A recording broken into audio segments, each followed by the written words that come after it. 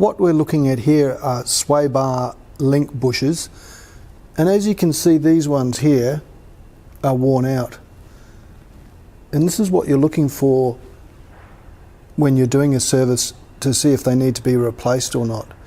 And as you can tell, these ones are quite cracked and worn, and so these sway bar link bushes need to be replaced.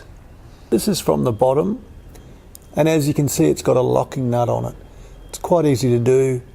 What you do is you undo the bottom nut. You just put your locking spanner so, or your spanner on there, and then undo it. You undo the locking nut, which is the skinnier of the two. So you just put a spanner on the top and undo the bottom one. And this is the bush, which is what we're taking off. Okay. And then you can, I normally undo both sides. You can take the bush apart, slide the centre part out, take the other washer off, take the bush out, and then you've got the parts off. This is how it looks off the vehicle.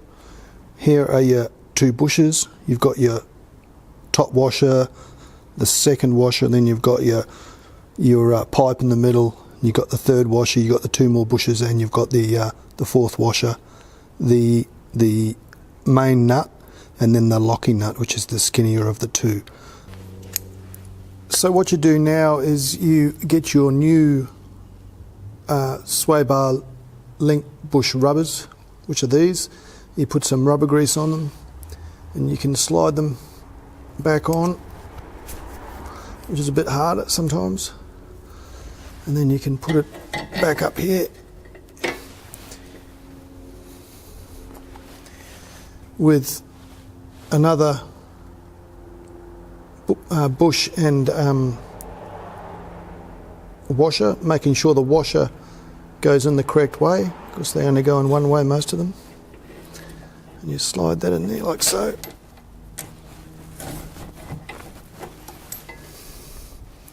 Then put your centerpiece in, then put your centerpiece in.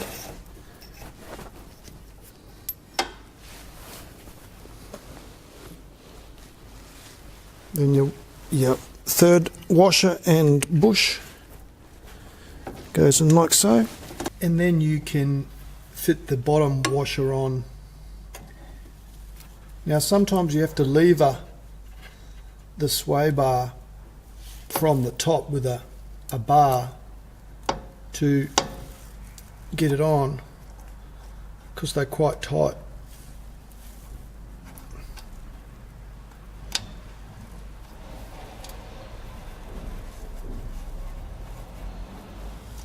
You can just do it back up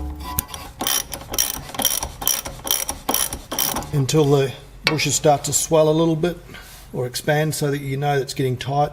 And I do both sides at the same time, so it's a lot easier to do.